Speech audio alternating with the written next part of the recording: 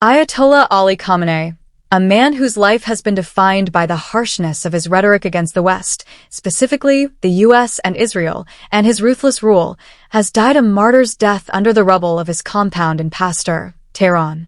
It was always going to end this way. Khamenei came to prominence as a revolutionary first, and then second as a wartime leader when he assumed the role of president of Iran during the Iran-Iraq War. The Islamic Republic is facing its most serious crisis since January, when it set about killing its way out of nationwide protests. In the name of God, the noble soul of Imam Khamenei, leader of the great nation of Iran, the freedom seekers of the world, and the Islamic nations, has joined the highest paradise and reached his long-cherished wish of martyrdom in the holy month of Ramadan. In the absence of a supreme leader, it has turned to a committee-style temporary leadership whilst its organs of state choose a new ruler. It is thought that the new leader could be former reformist President Hassan Rouhani or Hassan Khamenei, grandson of Ruhollah Khomeini, the Islamic Republic's first supreme leader. The streets of Iran are simultaneously jubilant, fearful, and vengeful. The Islamic Republic is certainly weak and definitely unpopular, but how close to the toppling point it really is, we will only find out in the coming days. President Donald Trump's diplomatic style with Iran has been nothing if not confusing. Having enacted crippling sanctions on the Islamic Republic and killed Qasem Soleimani in his first term, his second administration began with a meeting between Elon Musk and Said Iravani, Iran's ambassador to the United Nations in New York. Since then, Trump has oscillated between diplomatic pressure and military threats and occasional forays into creative diplomacy through the talks.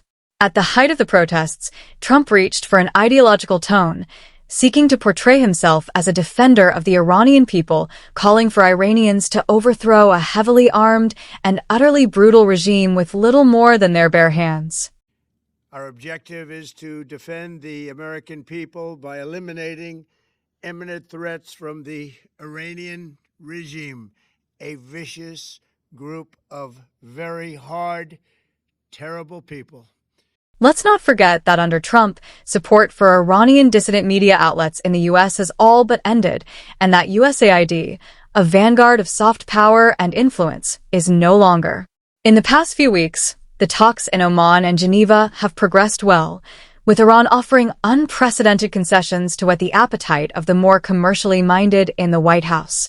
But underneath these shifts and changes has run the grim logic of red lines too far apart, hostilities running too deep, and the sense from within the office of Iran's former supreme leader that they simply cannot make a deal with the great Satan. The Islamic Republic's DNA is resistance to and hatred of the U.S., and the U.S. returns this sentiment. These are the deeper currents that will continue to dog relations should Trump look to install an Islamic Republic-flavored puppet in Tehran with whom he can do business.